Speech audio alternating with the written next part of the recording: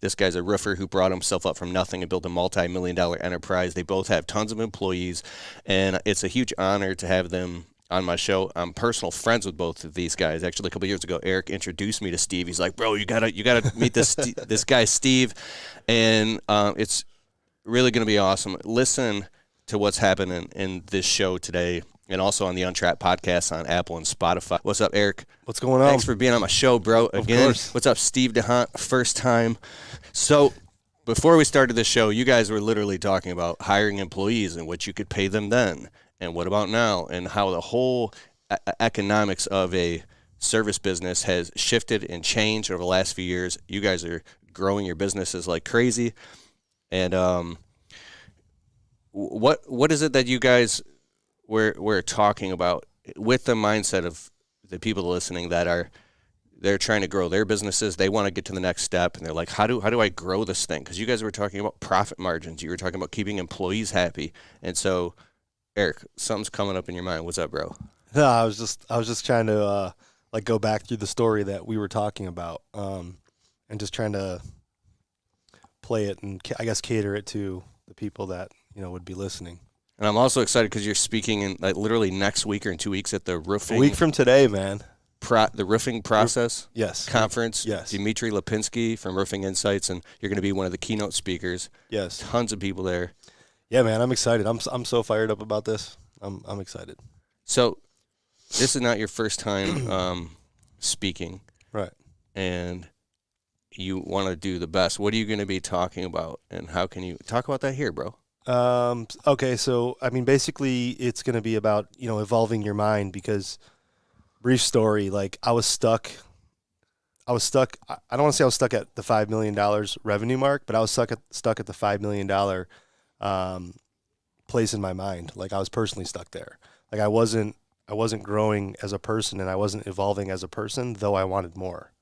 Right, so it's more geared toward evolving the mind, because everything that happens out here is a product of what happens up here. Mm-hmm. So that's kind of really what I focus in on. Like, keep the distractions out as you're growing, and when you scale a business, scaling a business is mental; it's not physical, right? So coming from me, somebody that's physically in roofing, and I'm out there getting it, and I'm laying shingles, and I'm running crews and doing what I want. Like, that's not gonna get you to 8 figures, right? Up here, this is what's going to get you to 8 figures. It's physically impossible with the amount of hours in a day to make more unless you do it with your mind and leverage. Right. Yeah, you're exactly right. Mm-hmm. Yeah. So, through other people. Through other people what?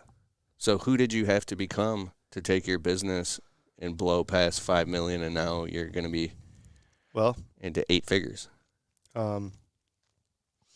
I mean, I think it's just like the evolution of the mind and the mindset and like the capabilities of yourself, right? Like I'm more focused on like processes and procedures and training and planning, rather than like how many jobs are we going to do? What's the revenue? What's, who are we hiring, or how many, like it's not about the logistics anymore. It's more about the planning and the processes and putting the process into place. Where do you learn that shit, bro? Well, you gotta do it for a while and understand. The biggest thing for me is like creating that vision, right? So you have a 3-year vision, your 1-year target, and then breaking it down into 90 days, where every 90 days is a process, a stepping stone to get to that spot, right?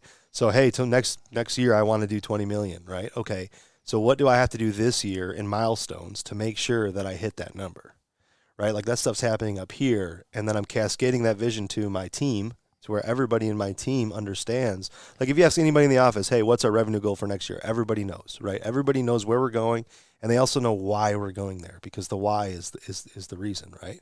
Why are they working harder? Why are we hiring more people? Why are we opening new locations? Why are we doing this? Like if they don't know why, then why would they ever buy into your vision? They don't know. So everybody's on the same page.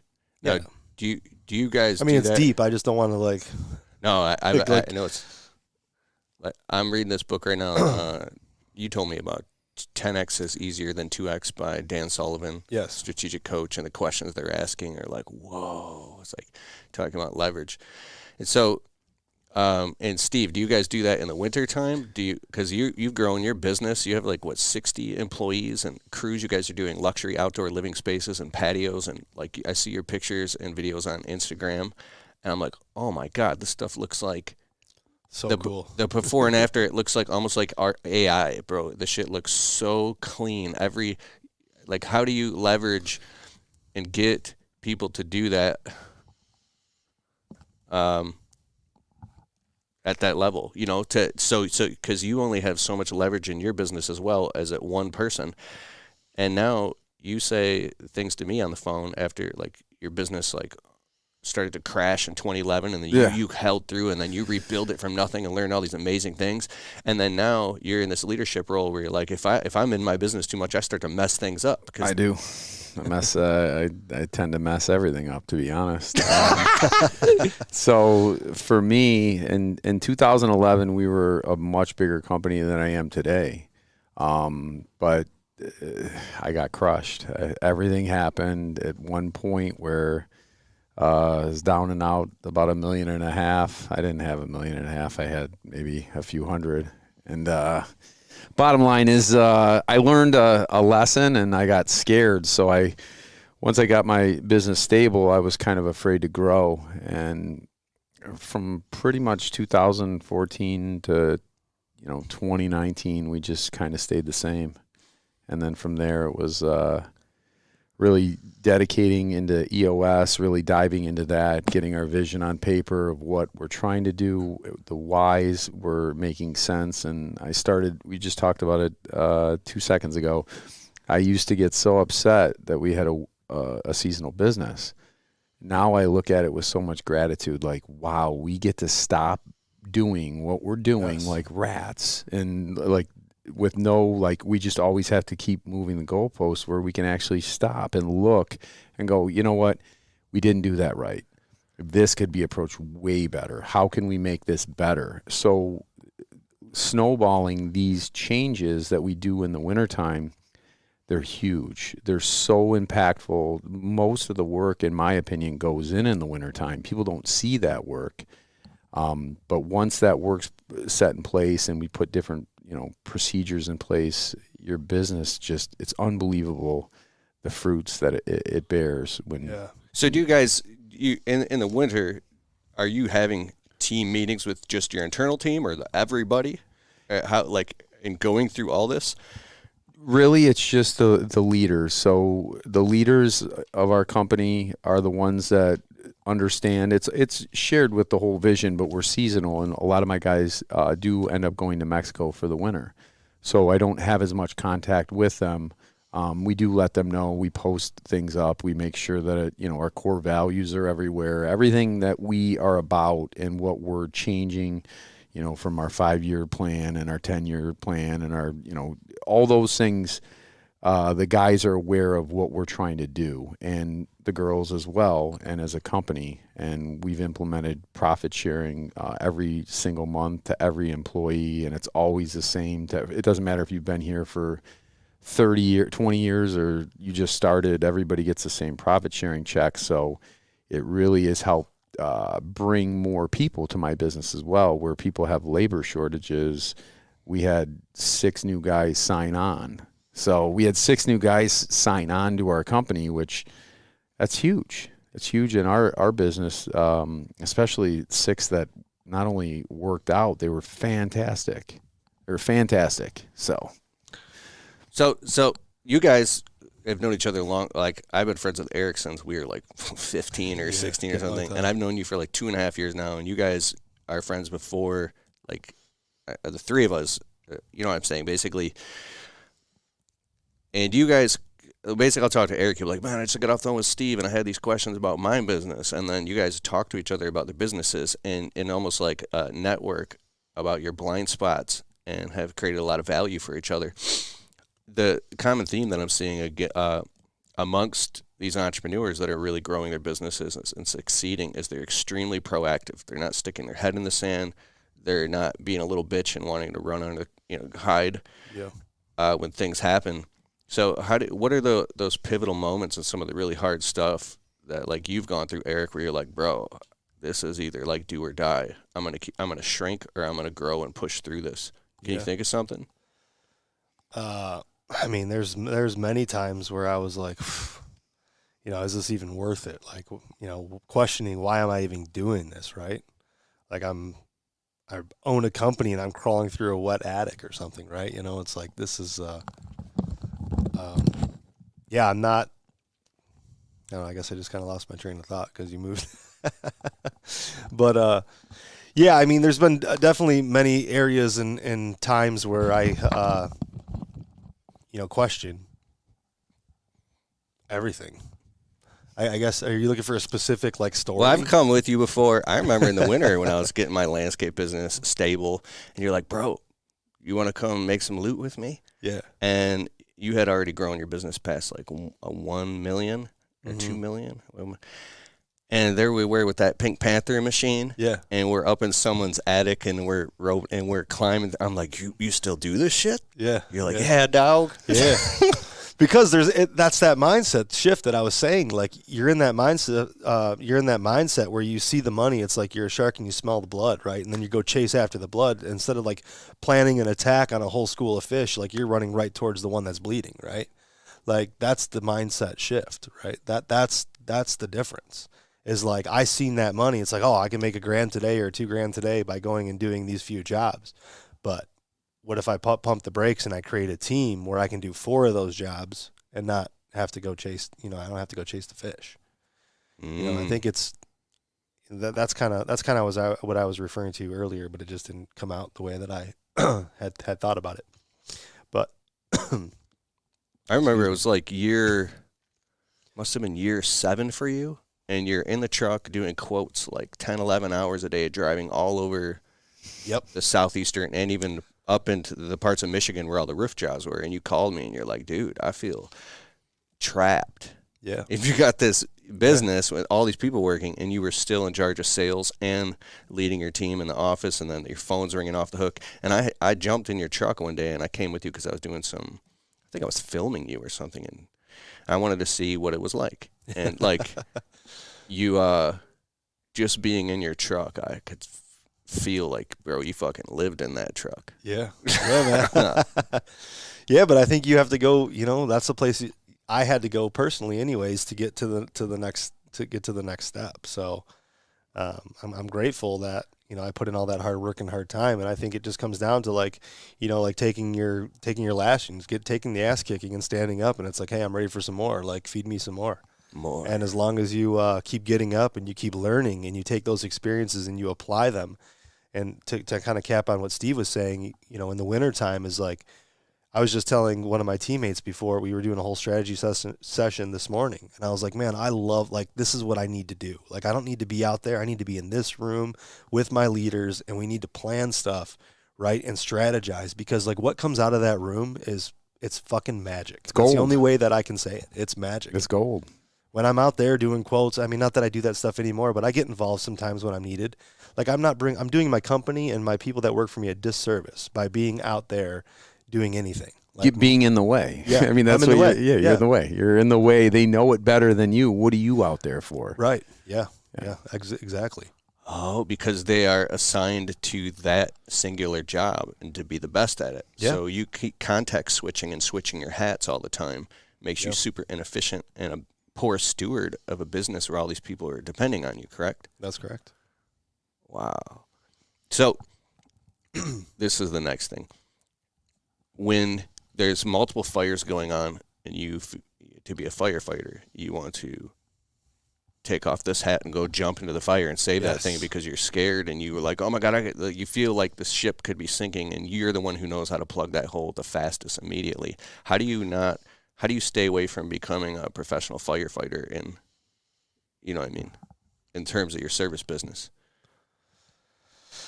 Well, Steve was over there smiling. It comes with a little bit I'm so happy you asked him that question. I'm asking both of you. Because I try to do what I try to do, and then there's times it's like, you know what, I'm just going to plug this hole real quick because that's just what you got to do. But, I mean, most of the time, I'm sure you're at that point where it's like, hey, they'll figure it out. Yeah. Yeah, sometimes you got to let the wound bleed a little bit. And, man, I think I coach a handful of people and they're all in that $1 to $3 million trying to get to that next level, right? And typically the biggest conversation is accountability and delegating properly. Like those are two of the biggest conversations that I have with everybody. Well, I'm the owner. I'm the best sales guy. I'm the owner. I can do this. I can do that. I used to run operations. I know operations. It's like, well, that's fine. But if you want to get to this next level, you can't do everything, because if you're working in the business, you're not working on the business. Like you need a 10,000 foot view looking down. Like my EOS implementer, he gave me when we first started doing this, he said, listen, if you were in a forest cutting down trees and I told you to cut trees for 1 mile in a straight line, eventually not even the best tree cutter is going to veer off because you're in the trees. You can't see across. But if you were in a drone or in a helicopter, right, and you were looking down telling people, hey, this way, this many degrees, like you can cut that straight line. He's like, that's what you need to do. You need to be able to be 10,000 feet ahead looking at the business while it's working and dipping in and fixing it, right, and creating processes and procedures. If you're in the weeds all the time, you can't tell whether you're going straight or to the left or to the right, and you're going to end up being over there. You're going to get lost. There's no doubt. And Steve, your thoughts on that? Well, I think you're 100% accurate. I don't think every role in the business, I don't think you have to be a visionary to own and run a company. You can be an implementer and have a visionary, but you can't have two. You can't have two people with their heads in the clouds. I happen to have my heads in the cloud. My head is always in the clouds. I'm sure you're looking at it. I'm better looking at it in a 45, where Dina is our implementer. So Dina makes sure, and then Dina also is. We're seeing more tasks being delegated, and that's how you are the only way you elevate is by delegating the task and putting the right person in the right seat. So a lot of our time, even in the winter, will be looking at who's overworked. 2 years ago, I said, we're not doing phones anymore. I mean, my office was literally like, you're out of your mind. We sell all the jobs. We wait for the phones. We talk to these people. We have a great relationship. And I'm like, yeah, that's great. The sales guy's supposed to do that. Mm-hmm. And I see the pile of stuff that you have that's not finished through the day. I don't have a problem with it, but I know you can't go home and feel fulfilled. All that work's going to be there for you tomorrow. Yeah. So when we did that, I had resistance, and I did it anyways. There's times you just have to do it. Now we would never do it any other way. There's no way that we should be taking phone calls. It doesn't make sense. Just get the information. We'll reach out. We'll set the appointment. We can talk to them, figure out which rep is going to work best with them, figure out the time, and set the book. And I think that might be a backwards way of thinking, but when you're looking at your business on a 45, you can see the people that need help, because there's a lot of people that need help, and they won't tell you they need help. They'll just kill themselves. So it's your job, if you're the visionary, to look at these people and see who needs help. And don't get me wrong, I miscalculate and make mistakes, and someone's overworked and I didn't see it. But I think just servicing your people is what really has taken our business to a totally different level. Is like I'm just here to help. Whatever, I'm not going to get in your way, but if you need me, I'm here. And usually they don't want to even bother me. I was on the phone with you one time, and you're like, bro, I'm just so happy to be a part of this thing. Yeah, I don't. And I was like, what? It felt disconnected to me. Yeah. And I was like, what the fuck are you talking about? You're the owner. And then I started to understand. I'm like, where did everything change? You was like, it was when I gave my life to God. Yeah. And I was trying to get you to articulate that. Oh yeah, I mean that's given that my business is more than doubled since I gave my 40 plus years I ran from the Lord, and when I gave myself to the Lord and started to serve Him, it allowed me to serve others and serve others with purpose, and they see that purpose. They've bought in because they know it's not for me. I share what I have, and I know that this wouldn't be where it is, and it wouldn't do what it's doing without the people that He's placed in my life. And my job is to make sure that all of us are successful, and we're always doing things in a righteous manner. The best we can. Don't get me wrong, we're going to make plenty of mistakes, but you have to give yourself grace, and you have to give your people grace to make those mistakes. Bro, Eric, you want to add anything to that? No, I just love that. I mean, everything you said is yeah. I mean, you have to. I mean, we were talking about bonuses before, and like before the cameras went on, and like how we do what we do. And when I share it with people that aren't wired the same, they're like, "What? You guys do what?" And it's like, I can be the best sales guy in the world, right? I could be the best sales guy, but I can't answer the phone. I'm not the installer, right? What good would my company be if I was the best sales guy in the world and I had people behind me that didn't care? How good would my business be? Yeah. And it happens all the time, right? That's why the average trade business is in business for 2 years and then they go out of business. Yeah. Is because of this model. They're greedy owners that aren't taking care of their people, right? And don't personally care about them. Driving around in Lamborghinis, not making payroll. Yep. I mean, so common in my industry. Yeah, yours. I mean, mine's pretty bad until I saw yours. I was like, holy cow. I do talk about that at the process conference, too. It's unbelievable. I do call these people out. It's unbelievable, it the is. egos on some of these guys in your industry. I mean, I thought our industry had huge egos, and then there's your industry, which is a totally different animal. Yeah. What do you mean like that? People start making a little bit of money and Lamborghinis, McLaren, I mean, you name it, whatever they can have, they buy it, and it's essentially the employees are unfortunately left to fight for the rest, and they have to really fight for the rest. The sales guys have to fight to get paid. Everything's a fight. Suppliers. Because the owner has completely mismanaged the money, and there isn't enough to go around. So it's the Peter to Paul. Maybe that owner hasn't experienced the fear of God, losing everything, and maybe in a crash in the economy, and having to pick up the pieces to be like, whoa, don't do that. Yeah. When you feel responsible for the people that you're working with, and you know that these families depend not only to sustain but to grow, that's an honor, and what a privilege to be able to be in the position I am to do that. I don't even think I deserve to be a part of my company, let alone I'm making decisions that impact people's lives that, I mean, I would have told you 3 years ago I couldn't even take care of myself. Yeah. Oh, my God, what you just said. And Steve is the guy, I've talked to Steve on the phone a lot. Like, when you were growing your business way back in the day and learning how to build patios, and if something messed up, you'd go back and fix it. And then you had this one story, you're like, I'm going to keep on fixing it until I get it right. And I remember the job. I remember that it fell on me 3 times. It was a catastrophic fail is what they called it. And the homeowner had no, I mean, I was like, I know you have no more faith in me, but I'm going to do it again. And he just looked at me like, what can he say at this point? But I drove by it at the beginning of this year. It was 2012 when that went in, and it looks perfect still. Yeah. I put the grid in backwards, so that for the first time. Yeah. And then I didn't have enough drainage behind it the second time. You never did it again, though, right? No. See, that's what I'm saying. That was a $50,000 job that cost me $150,000. Yep. Damn. But that's what it takes, you know.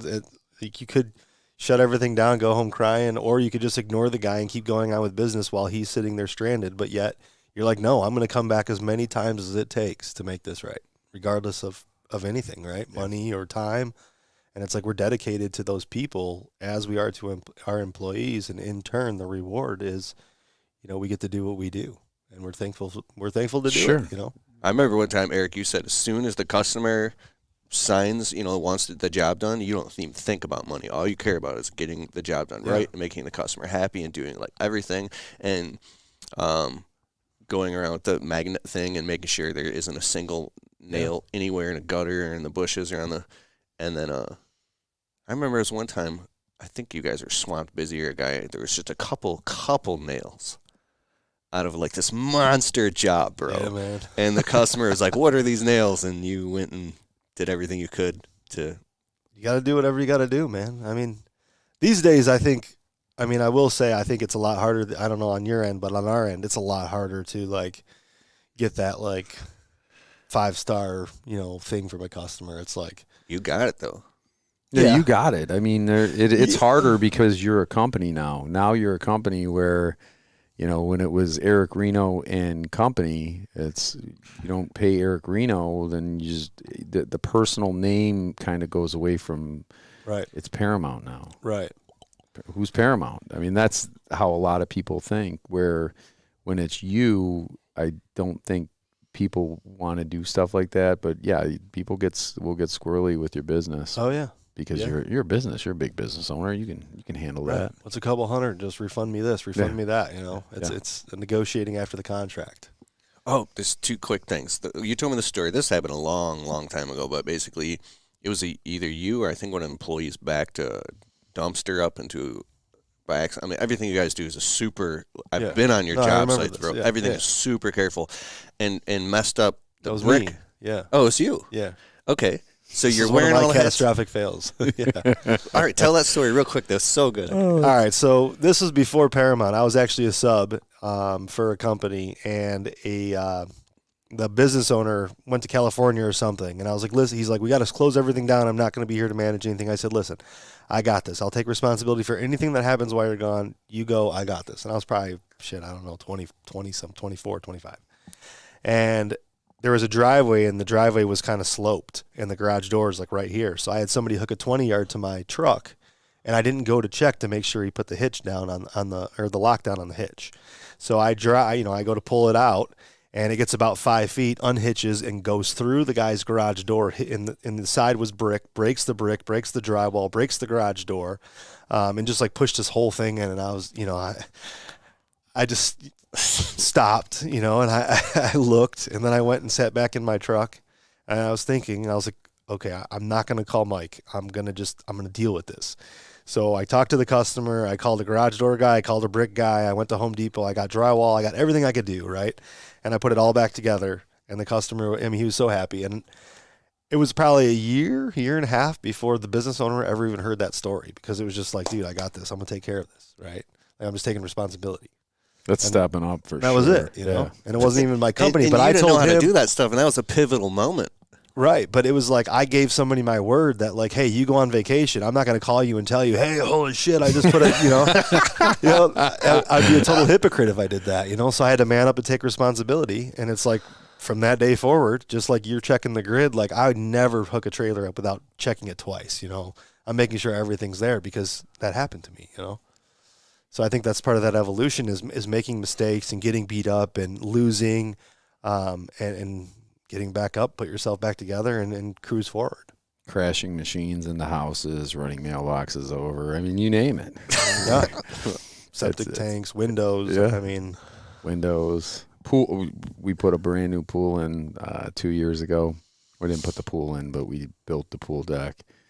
And I was pushing the guys a little bit because I was like, we got to get the sand in this thing, okay? I'd just dry it. So they torched it, and we melted his brand new pool. Literally, we didn't even see it because the pavers got hot, the ground got hot, and then obviously the metal from the pool that we didn't see got hot, and it literally the cover, or not the cover, but the vinyl just like fell. Like it was like, oh no. Whoa. Yeah, so we tried to get the poly sand in because it was about this time of year, and sometimes it doesn't dry, so we torch it, and that's not a big deal. It's pretty typical in our industry, but didn't even think about it's essentially vinyl up against this heated metal wall that we're going to torch up, and we wrecked his pool. So how did you fix it? We had to pay I think it was like $10,000, I think, to have the pool redone. So we had to have a pool company come in, take the old liner down, obviously pump all the water out, put a new liner in, and we never even. I mean, he had owed us a good amount of money, but I didn't even ask him for it because I was so embarrassed. I was like, you know what? Not only are you going to pay for this, well, we're going to eat the whole thing too, the balance, because we take a 35% deposit, and I'm pretty confident we did. If we collected anything, they didn't let me know, because I was like, I don't even want to ask this guy had his yard tore up, and we just wrecked his pool at the finish line. What we do is hard, man. It is hard. It's challenging. I mean, the risks that we face, mistakes are costly. It is costly. Yeah, really. Yeah, the smallest thing, like you said, hey, this is typical protocol, and then all of a sudden it's a disaster. Yeah. It's it's unscripted when you're working in the weather and you're working with different components, and being on a roof and all of a sudden a rainstorm, or we're in the middle of a concrete job. It's not supposed to rain. Boom, it's pouring. What do? It's like, you're rushing and covering and protecting and trying to make sure that it works, but it doesn't always work. Yep. Wow. There's this saying, a buffalo runs into the storm like other animals run away, but they know somehow inherently that if they run towards the storm, that's the quicker they'll get through it. Oh, so wow. They say, be like a buffalo. And so, but all of these little things that you guys face prepare you for the next Goliath and the bigger Goliath. So if you would have ran back then, I just had a funny thought. I was up in a tree doing a tree job with Chris Sovell, our friend who does tree work, and I was in a tree, and he came with this bucket truck to help me because I got over my head, bro. And basically, his bucket wouldn't reach over the customer's house. I thought he was just going to come and save the day, and basically, I'm up in the tree, and now there's like 4 guys on the ground with ropes, and we're cutting this huge branch, and I go, Chris, come, you got to come do this part. And I'm in the tree with the chainsaw, and I'm fucking scared. It's freezing out, and there's guys holding the ropes, and I couldn't make the cut, dude. I couldn't get myself. And I go, Chris, and we're up 40 feet, and there's a bucket. He's in the bucket, reaching. He can't get any closer, so I had to make this big cut. And when I said, Chris, because I didn't want the guys on the ground to hear me, and he goes, what's the problem, Kelfus? And he knew what I was getting at, and he let me off the hook, and I made the cut, and everything happened perfect. And I called them. They lowered down this monster branch that could have gone through a customer's house or through a roof or something. And Chris is like, bro, do you think that I would have set you up to fail? Because I was completely trusting everything he was saying in that moment. It was out. He basically said he was in the same position before when he was a journeyman tree climber. He's like, if I would have let you off the hook and did that for you, you never would have grown past that point. So what are even beyond good, something man. that that's a good story, man. Yeah. That's good. And I know Chris too. So I could just see him looking at you like that. I actually said it twice. I went to make the cut again, and I cut into the tree a little bit, and I stopped, and my whole body froze. I go, Chris, please, I don't care about the money in this job. I don't care if you could have it all, dude, please. Yeah. And he goes, he just is calm as shit, bro, because I was scared. What's the problem, Kelfus? Like that, bro, just so calm. And in that minute, I knew I was like, all right, I'm going to court. I'm losing everything. It doesn't matter. Right. And I just made the cut, bro. But I had to trust him in that moment more than I trusted myself. So what are some of these pivotal moments because that's what my podcast, the Untrapped podcast, is my podcast. And I think about that.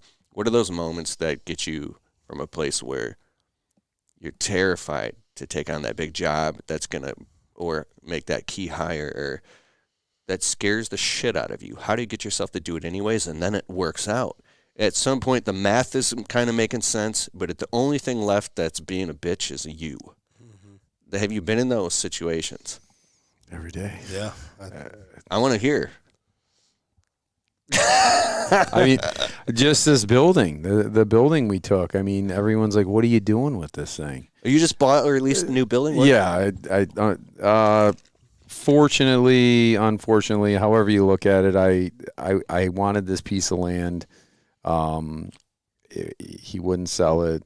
I offered him 3 times what he paid for it 8 months ago. So I'm now leasing, which I'm grateful that I have it. I don't really like to do that. I'd rather own it. This is your second building. You already have a huge. Yes, this is our third building. Yeah, we have two buildings right next to each other, and we've outgrown those. So we have a building a mile down the road, but we're keeping all of them. We're just going to run different departments out of different buildings.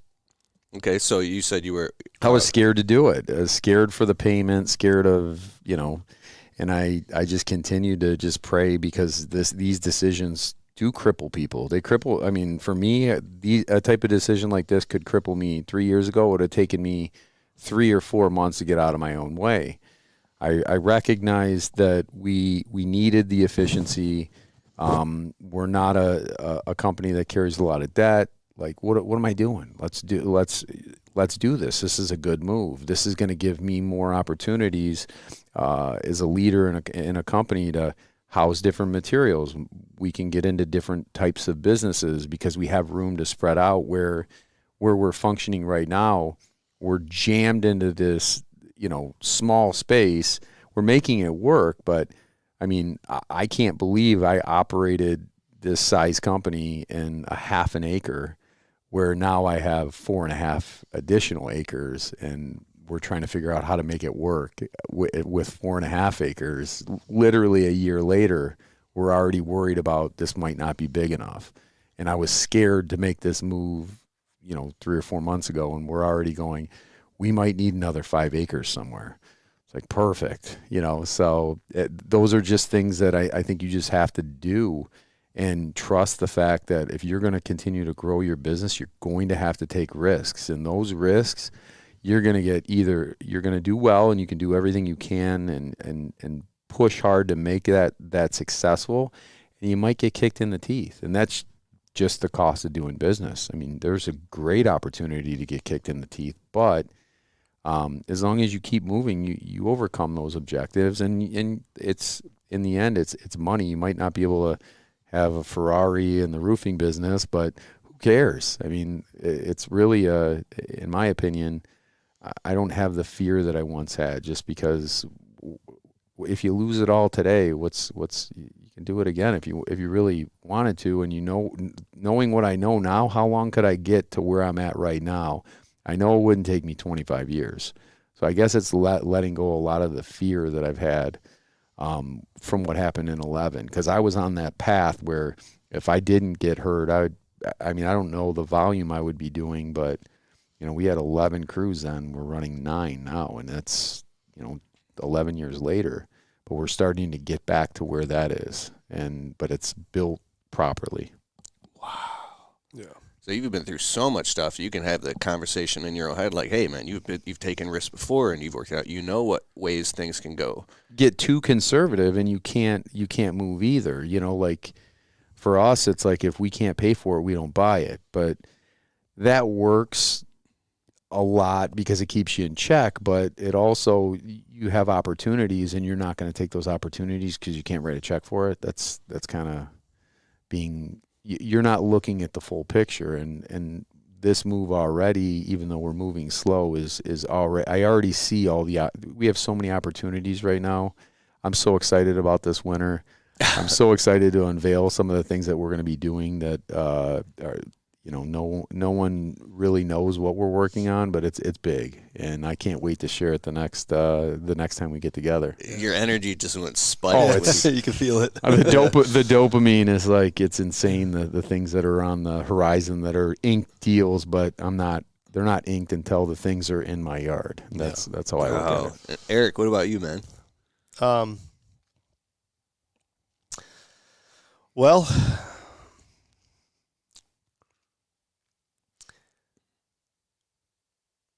trying to put this together the way that I want to say it.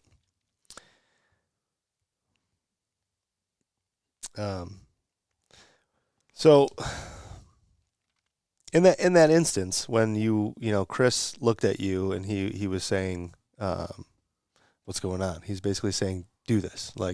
And then when it happened and you did it and you're like, man, everything went right. Look, the whole sky didn't fall down. But something happened in your mind where you evolved to where the next time, if you were in that same scenario, right, under the same guidance, you wouldn't have hesitated again.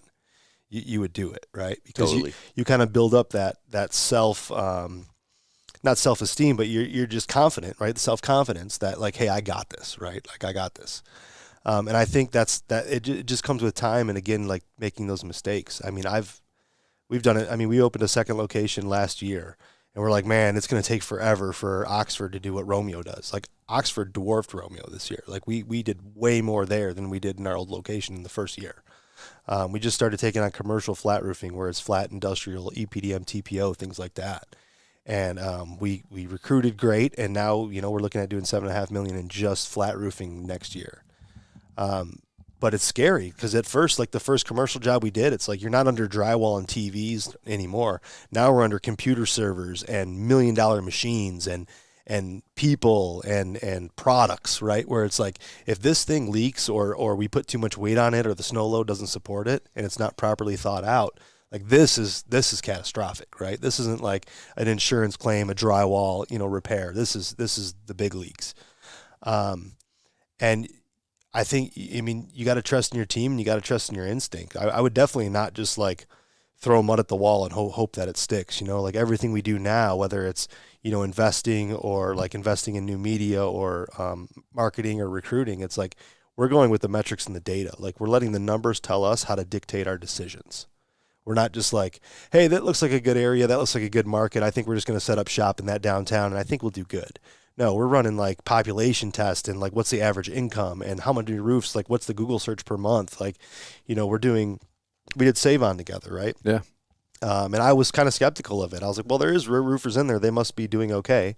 We got a good deal on it. So for the first time we sent out Save On, and I told my team, I said, hey, make sure every single person that mentions Save On, we mark that into our CRM, right? So that we can go in and we can see, okay, what was our spend? What was our cost of customer acquisition? In which areas did those people call from Save On? So, the way that this scenario works is it's done by like, not zip codes, but it's kind of done by territories, right? So I did multiple territories at once. And it's like, in the end, I want to see like, hey, this territory is not good. This territory is better, right? So I want to put all my eggs over here or more over here and then try to go somewhere else, right? It's where we're basing these decisions off data. But the data comes from trials and failures of starting it and then learning it, right? In the same scenario, going all the way back to when you're looking at that tree, you're unsure, right? You're making in your mind, you're making a decision. It's like, the negative in that moment, right? The negative outweighs the positive. The negative of what could have happened that day outweighs anything that could have happened great. 100%. But the feeling of winning always outweighs the feeling of losing. Right. So it's like that happened to you and you're like, you get down off that tree and you're like, thank you. You hug everybody and you're like, and you go home and you're like, babe, check it out, dude. Today I was up in this tree and this thing was Mission Impossible and your boy just cut that shit down, Yeah. So That's awesome. yeah, it's cool. I don't know, man. I always push myself to do, if I feel uncomfortable, it's like the more I'm gravitated towards it, like speaking on stage for me, it's like, I need a plan. I need to practice this months ahead. Like I'm nervous about it now. And I know when I'm in the environment, it's not a big deal to me. But I'm nervous about it. So it's like, it makes me want to do it more. Bro, people are like, well, why are you even doing it? Brought tears in my eyes. You spoke at my event. It's that you got that lion inside of you, that hunger, and it's just like, it comes out, man. In your YouTube channel, what's your YouTube channel? Is it still at Eric Reno? Yeah, it's Roofolution, Eric Reno Roofolution, yeah. Yeah, dog. You got like how many? 13,000 subs? Yeah, I stopped for like 5 years, but we're killing content constantly now. I love it. I see you popping up on my YouTube shorts, bro. Hell yeah. Yeah, dog. Shout out to my boy Anthony. He's whipping it up. So I love this, man. So I want to like pull this together and conclude this somehow.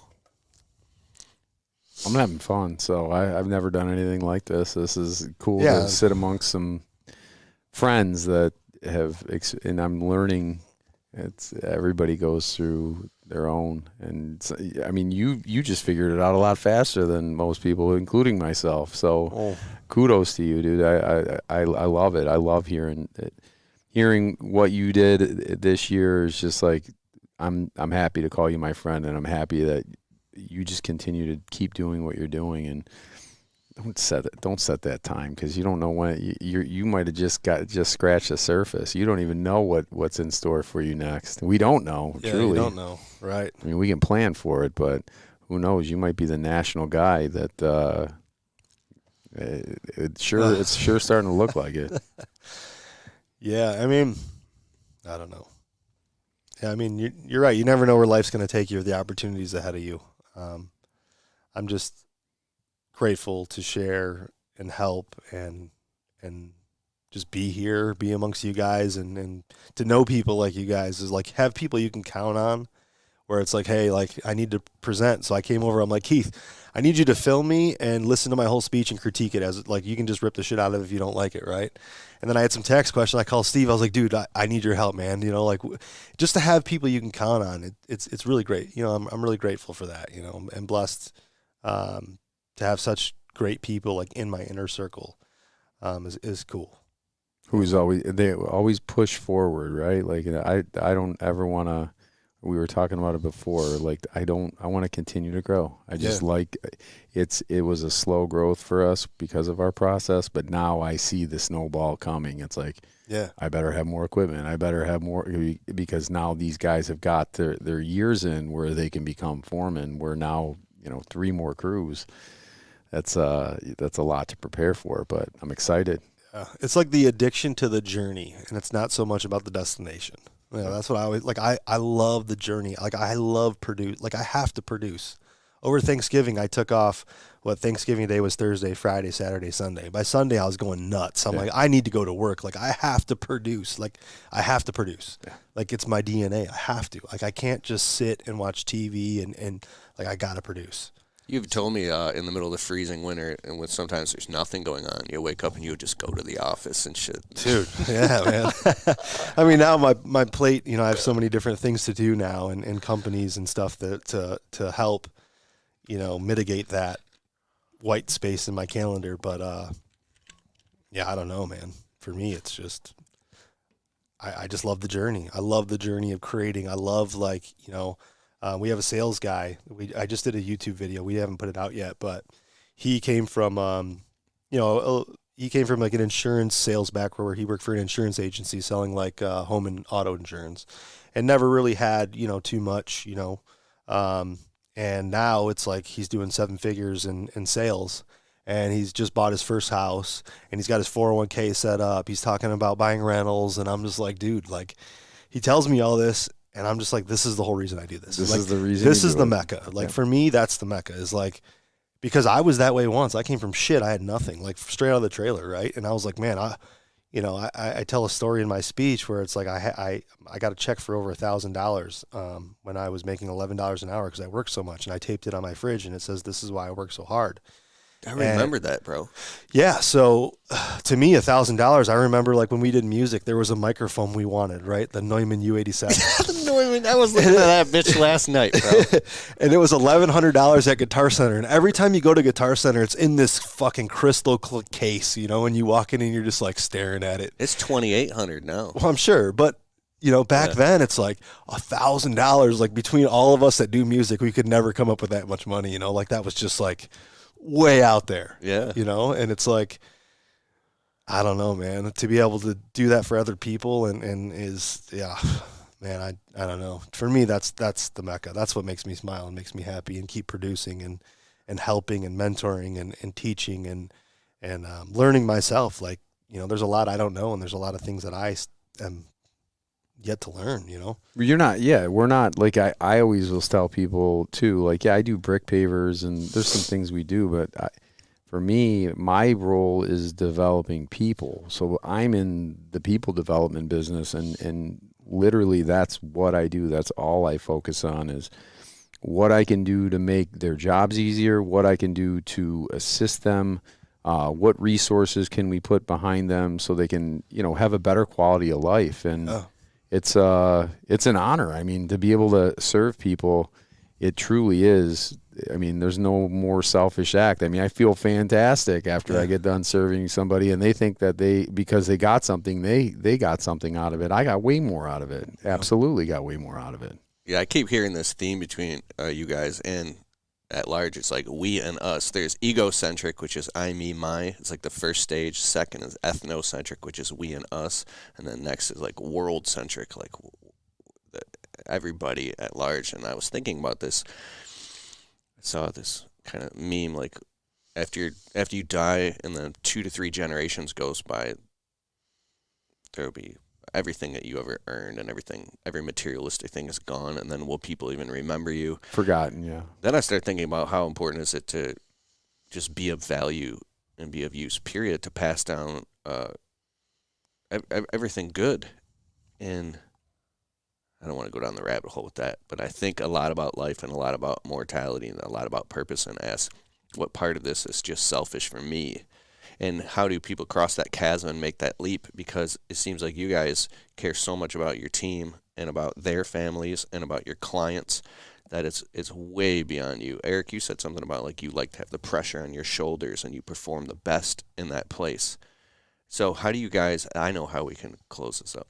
How do you have all this pressure and responsibility and so much caring all the time without burning out and becoming a recluse for 3 weeks straight and wanting to just not pick up your phone and sleep in or go have that deep self-care? Like, when it keeps going and going and going, how do you avoid burnout and still perform? I'd like to know that too. So I still do. I still burn out, and I still recluse myself. It happens. I used to do it a lot more. It happens less, but it still happens to me. So there's times where it's just like I have nothing more to give. I have nothing in my tank. I'm Monday, Tuesday, and Wednesday, I'm going to lay in bed and do nothing, like absolutely nothing. It's hard to do with young children, but I haven't done it in a while. But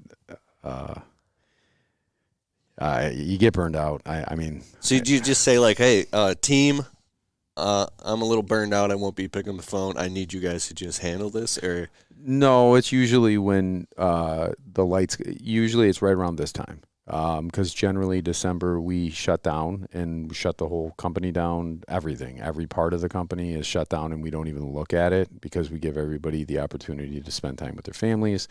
And we joke, but I like to say, like you go home, look at my kids, they're huge. God, you guys have gotten big. This is insane. You grew like a whole inch. So you work so hard that you give it everything you have, and then it's more about just turning to why was I doing all this for my family? I'm doing all this for my family, so it's hard because the balance of the tugging of where you are and where you're spending your time is the hardest thing, because wherever you're spending your time, something else is lacking. Whether it be your family life, whether it be work, if you're spending more time with the family, so you're needed in all these places.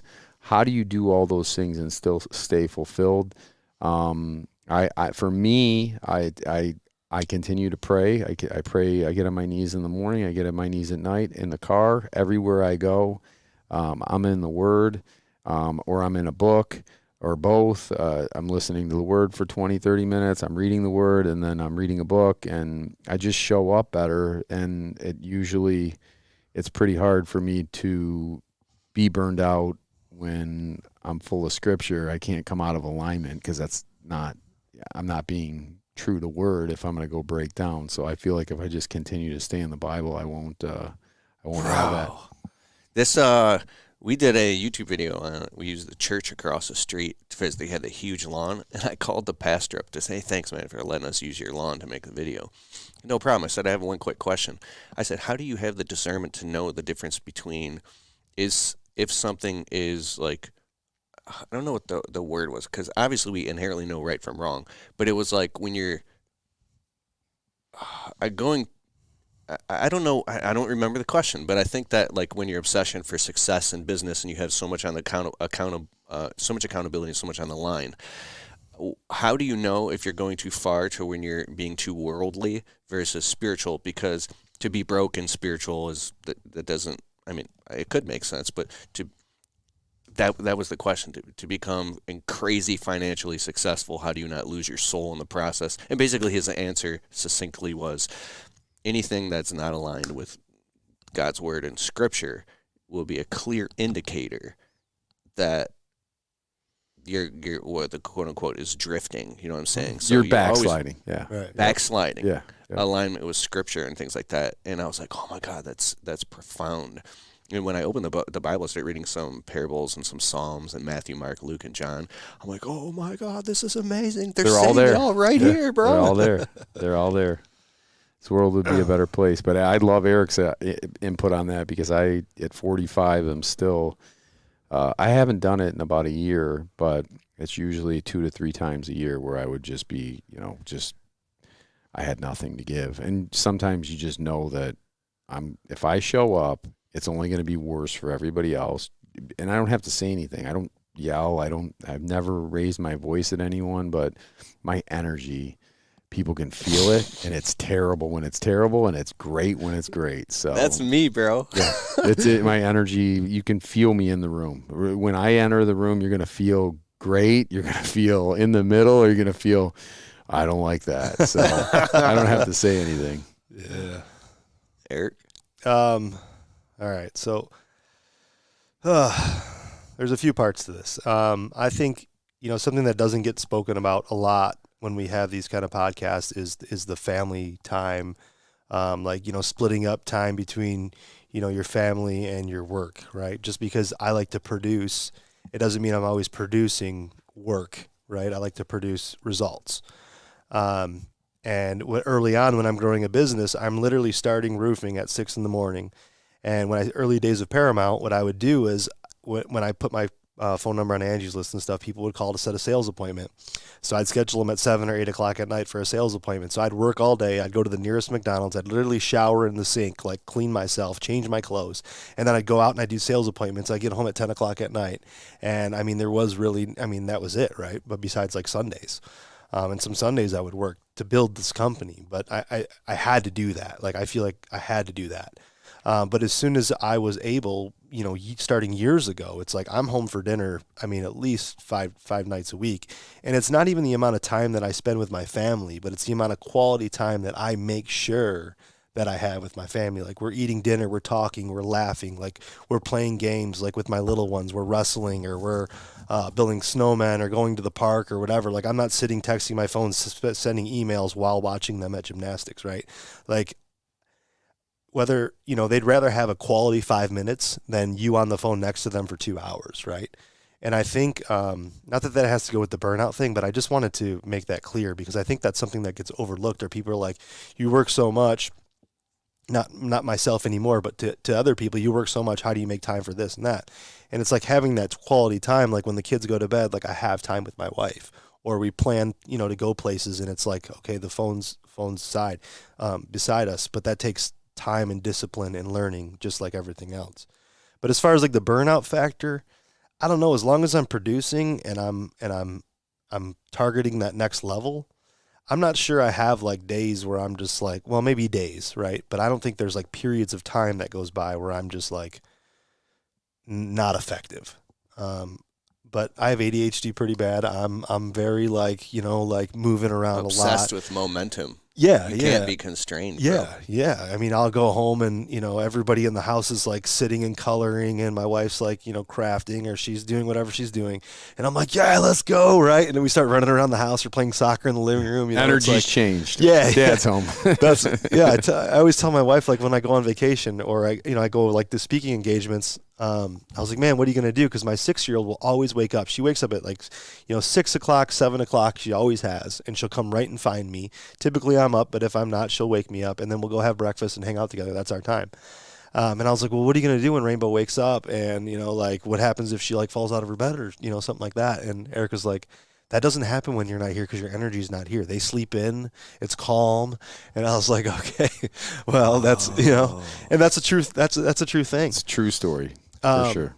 But as far as like, what we're lucky on, and something you talked about earlier, is our winter season. Like I coach a guy in North Carolina that does roofing, a guy in Texas. And it's like, these guys work all year long. And at first I'm like, man, you're lucky, you get to work all year long, but it's like, that's very unlucky. Like I'm very happy and I'm very thankful for my 2 months of time to myself. Like at first when the time changes, right, it starts getting dark at like 5, 6 o'clock, you're like, oh man, this sucks. But it's like, dude, I'm home, right? I get my workouts in, like it's just more of that time. And I think it's just how you use it, right? And how you perceive that time and how you make the most value out of your time, whether you have an hour or an entire day. Like, how can I bring value, not to just like my employees and my business and money and stuff, but how can I bring value to the people? If I say I'm actually doing this, like people be like, oh, I'm doing this for my family. Why are you doing this? I do it all for my family, right? Everybody says the same thing, right? But what are you doing for your family? Are you just giving them money so that they can spend money so they don't have to in your hair, right? Every time your kid wants to do something, like here's a new video game, or I'll download you this, right? Here's an iPad here, right? That's what you're doing this for? Is that what you're doing this for? Is just to like what are you actually doing this for? And I think when you confidently can say, like, my purpose is to provide legacy, or whatever word you wanted to use, for my family and children and people around me, then I feel like that paradigm kind of changes, you know? But I don't know. I mean, I've been in dark places. I've like I said in the beginning, like I was in that like $5 million mindset for years, where I kind of just, my business was running me. I wasn't running my business. I was just kind of, the people that were there, it was negative. It was like, we're just going through the progressions of running a business, right? We're not achieving, we're not outstanding, right? And it's like, one day I wrote a letter to everybody, and I was like, I'm done with this. Like, I'm ready to get to the next level. Like, if you're with me, you're with me. If not, then that's great. And luckily enough, I mean, we just keep going, which is it's just good. But yeah, I don't know. I don't know if I'm much help with that, because I'm just wired a little bit differently, and it's not always a good thing. You know, like I know people that work at Starbucks that they're managers at this person in particular is a manager at Starbucks, and they love the life. They love what they do. They have a nice apartment. They get to go out all the time. They're single. They make good money, and they're not chasing the carrot like me, right? They're like, man, the stuff you deal with and all the stuff on your shoe, like, I don't even know how you deal with that, right? So I think it's an individual thing, and you know, sometimes it's not a good thing to be in the places that the three of us sit, where we're like, what's next? What's next? What's next? Yeah. You know what I'm saying? Yeah, what's next? Yeah, What's right. next? Because that's what we're constantly questioning, right? What's next? Rather than just being like, I'm going to go to my job, I'm going to get my 40 in, I'm going to get a retirement and a pension, and then I'm going to move to Florida, I'm going to have a nice 3-bedroom house, you know, and I mean, there's nothing wrong with that life either, you know? Yeah, there really isn't. I mean, it's different for everybody. And for me, you know, I just want to keep going. There was a point where I didn't, and my pivotal moment was 11, and then figuring out who was with me. My letter was essentially, I don't have it. Like, hey, we're gonna clean house, and anybody that I felt that was not truly here for the company. I mean, our company was like sliced into a quarter, which was the best thing that we ever did, because we essentially reset our business, and we were able to not only hold on to it, but we saw who was loyal, and then the foundation was really formed at that point. And you know, that's the hard part, is then you're afraid to make any moves, because the last move you made just destroyed. I mean, that was my making, is growing my business way too fast, and I didn't have the procedures, I didn't have the foundation, I didn't have any of it. And then that one season in 11, like I said, it was crazy. I was growing so fast, 08, 9, 10, where everybody was scared. I'm just gaining market share, doubling my business. But we had that one season where it just rained, and you know, eventually in my business, when it rains, you don't go the next day and fix it, especially if it's been raining for 3 days. You can't go roof. You're in the ground. It's soaked. So now you have all these projects backing up, and people asking for the deposits back, and there's no money. So you're just giving deposits back, or you're begging to keep jobs that you're not even going to make any money on. So, Whoa. Yeah, it was, but I stayed in. I mean, I stayed in, and a lot of people were rooting for me to go down. But you know what? I didn't go bankrupt. I worked for free for 4 years to figure it out, and now I'm not scared. I'm not scared of the things that when you have creditors pounding on your door, pounding on your neighbor's door, just literally calling you every name in the book, doing illegal things that they shouldn't be doing, but I mean, at that point, I made it through that. So I made it through literally having negative money. Being broke would have been fantastic. Yeah. You know, I mean, I got zero, and I can go to zero. I had to dig out of a hole that, you know, and that's when money was, you know, probably worth triple than what it is now. So It was definitely, you got to just keep fighting. Yeah. Just keep fighting and keep going, and know that, and like you said, communicate your purpose of your why, and make sure that everybody understands the why, the goals, and everything else. Because if they don't understand what your goals are, then how are you ever going to make it there if you got all these people rowing in the wrong direction? Yeah. Or against you, right? Yeah. Yeah. Have you ever seen the movie It's a Wonderful Life? I think I have. I don't know. You have to watch this. It was filmed in the 40s. Oh, that's a tough man. Yeah, I said the same thing to my wife. She's like, "What do you mean? If this in the 40s?" I'm just, I made popcorn. Watch. You'll be laughing and crying. It's. Is it with that guy? He gets a whole new perspective. I think he wants to jump off a bridge because basically George Bailey as a wife and kids and in a town and their established business, and now everything is falling apart. And there's this moment, dude. You both of you, especially as entrepreneurs, I know you might not be like, why would I watch this? You have to watch this movie, and everybody listening, you will call me and be like, bro. There's a point when everything's falling apart and there's a run on the bank and the mortgages and everything, and they're literally about to go down. And his bookkeeper misplaced a monster deposit that was supposed to go into the bank, and they lost it. And he goes, "Do you understand what this means? This means bankruptcy and prison." And so he comes home and he walks in the door, and the wife's setting up the Christmas tree, and the kids are playing, and it's like a couple days before Christmas, and he walks in the door just drained with bags under his eyes of what just went on at work. They're about to lose everything, and his family has no idea. And they're like, "Daddy, Daddy, Daddy." And he can't give them their attention. And the wife is like, and then he gets so frustrated. He just blows up and he like throws the table over. And he's like, "Shut up and you shut up and you shut up and this godforsaken house." And like, he just loses his shit. And then all the kids are like, it's irreparable damage now because he lost his shit. And like the wife is in tears, like, what the hell's going on? And he can't tell them because he's trying to fix it. And then he fucking goes to go jump off a bridge, and that's when a guardian angel comes and saves him and shows him what his life would be like if he never existed, of all the value he brought to the town and all the people. Yeah. And when you watch this fucking movie, bro, this is filmed in the 40s, you're going to be like, whoa. It's like everybody has to watch this movie. I know I've seen that movie, and I will definitely watch it again. I know my parents had me watch that movie because I do remember crying. Yeah. Yes. Yeah.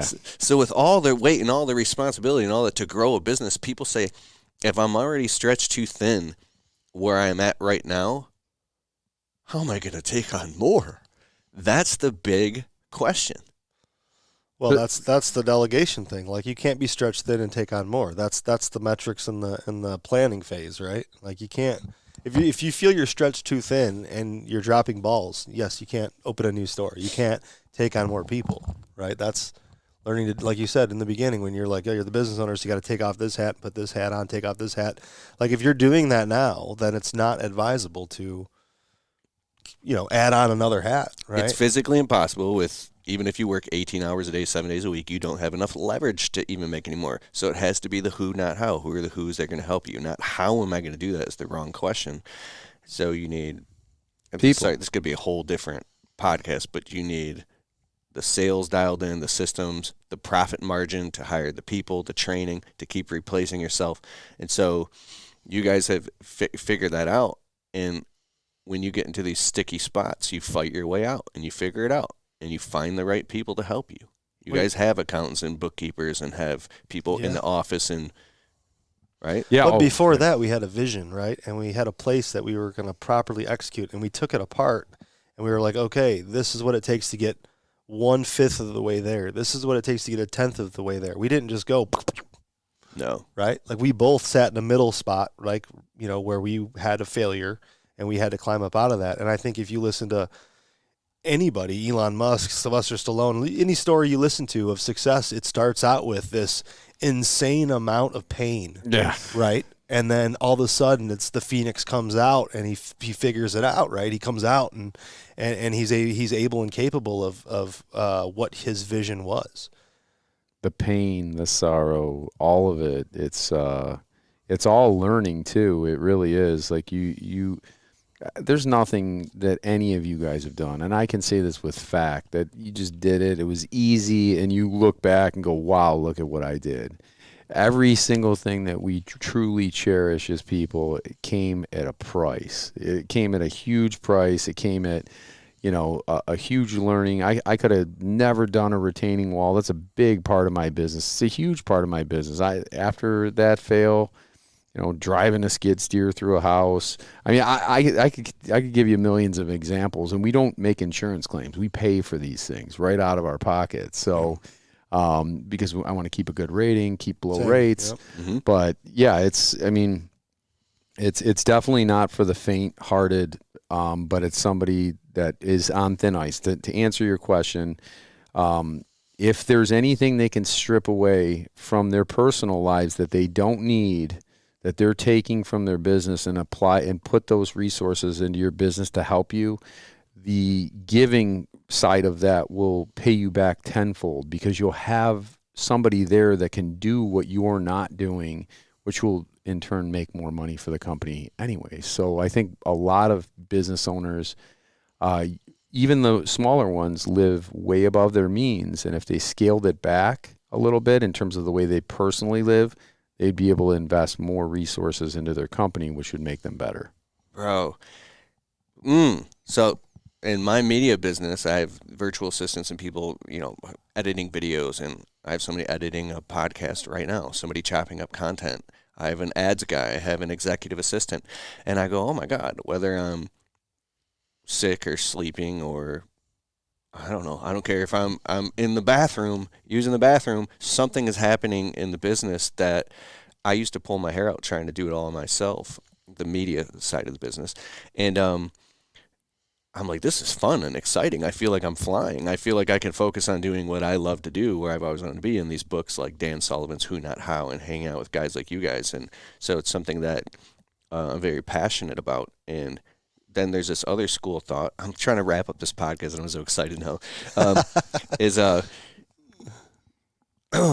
Can you? I've learned this thing. Can you have a business that you're not crazy passionate about all the time, yet it's a structure and an ecosystem that produces results for you to eventually go out and do what you love, or you can invest in other things? It's like almost like a cash cow. Why would I stop doing this thing?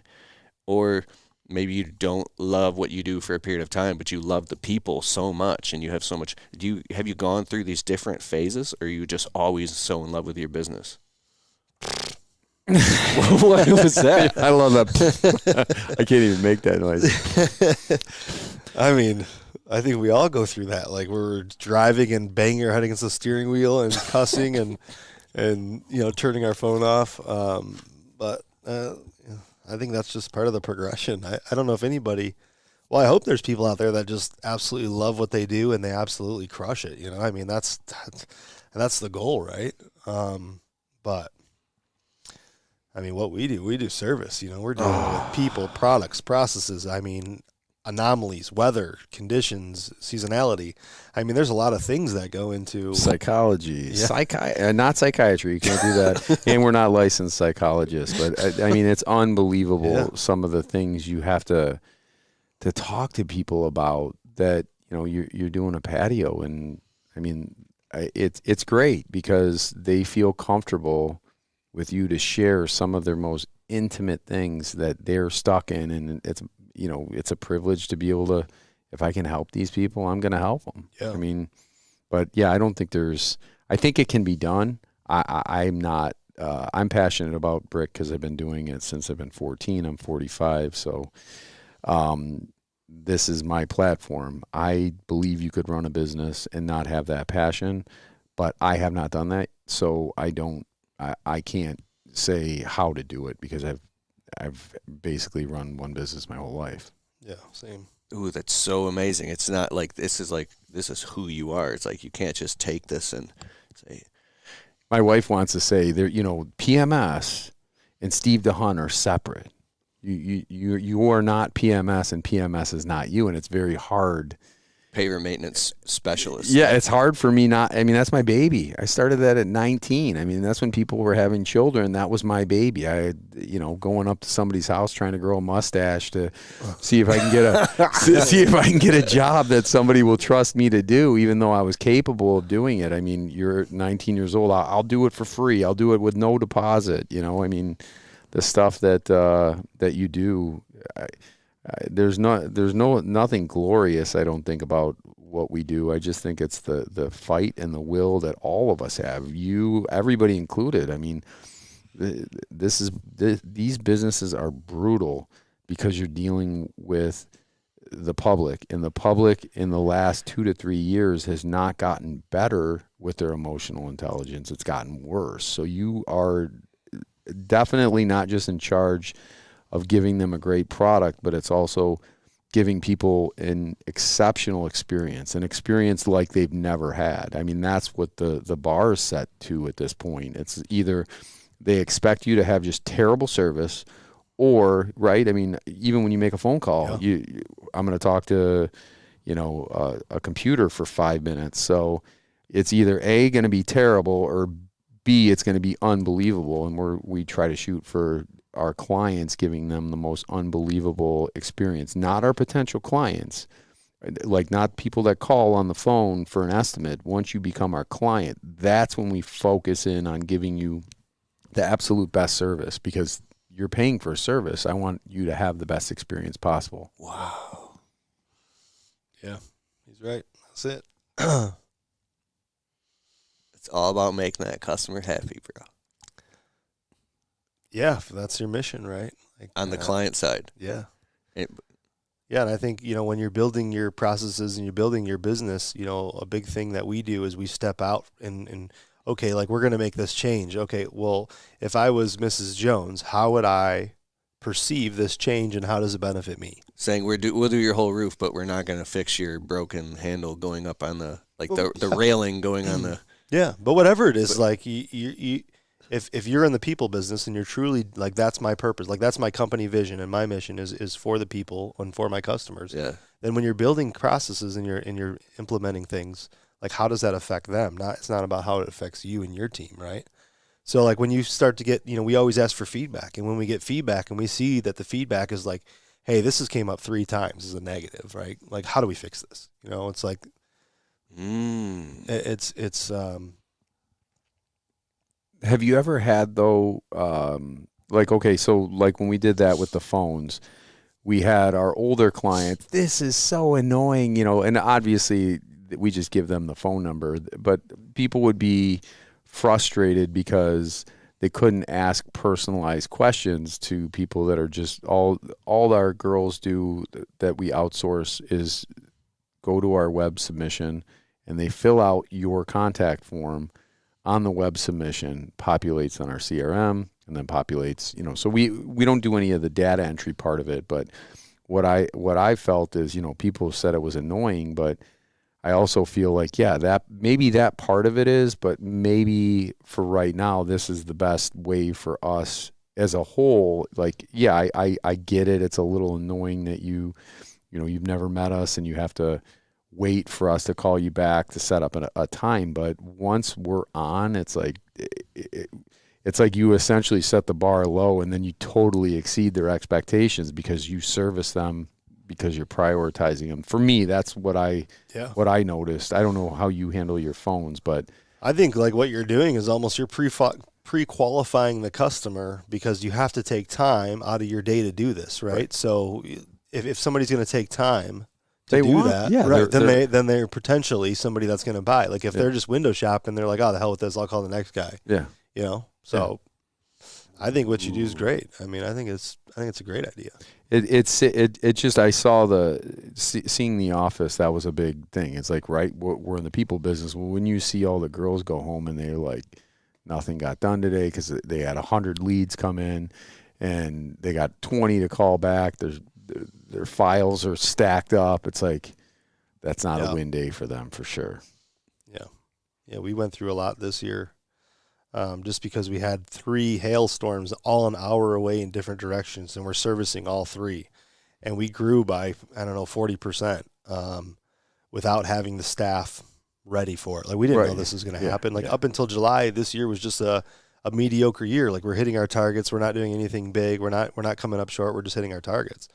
And then when that happened, it was just like, boom, like all hell broke loose. Yeah. And what it did was it exposed all the holes in our boat. And it's like, all the girls are going home and like they're like, yeah, we're taking calls at 6:00 at night. We're firing off emails at 6 in the morning. I was like, well, we're not doing that, right? Yeah. Like like I appreciate that you guys are so dedicated to what you do and like part of the team and respect the green and black so much that you're willing to do that for your time. But it's like that's not okay with me. Yeah, I'm not trying like, to push you guys. Yeah, I'm not, right? So it's like, well, I have to bring in people. We just hired a VA firm from the Philippines where they're onboarding people and teaching them our processes so they can do all of our QuickBooks, our invoicing, upload stuff to our CRMs and answer the phones, and they're doing all this admin work to help our staff like unload some.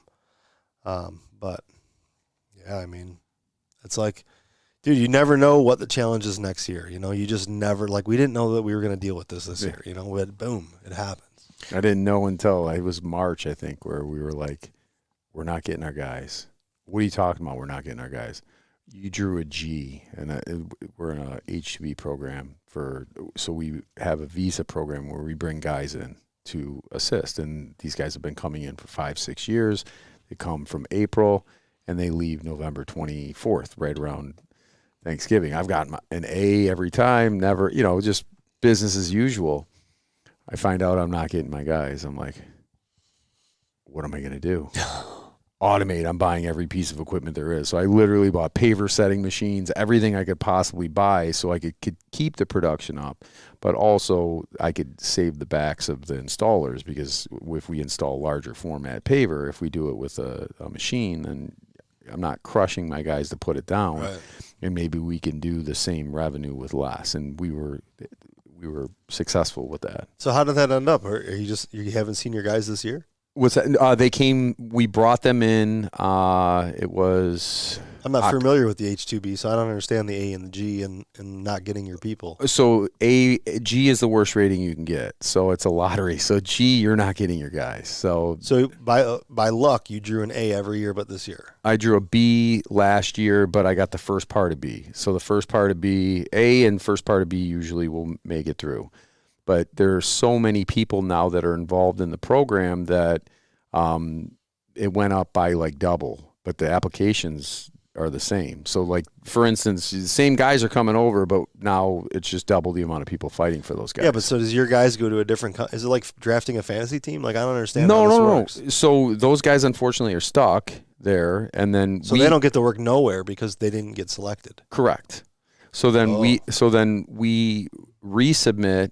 So then we bring them in October, house them, and send them back November 24th. So we only got them for a month and 3 weeks, but we were able to get a guarantee that we will have them next year. So next year's goals, because I will have people that I know that will be here, we're going to set them a lot higher, because I know that you take 15 guys out of your your arsenal. It's like, especially your A team. Right? It was defeating, but that's when new guys had stepped up, the recruiting had stepped up, and we had another banner year. Yeah, I mean it seems to happen like whenever you think like like this is it, something's done, and it's like something you're just like, I don't know what happens. Yeah. Every time somebody exits, it's like something better comes.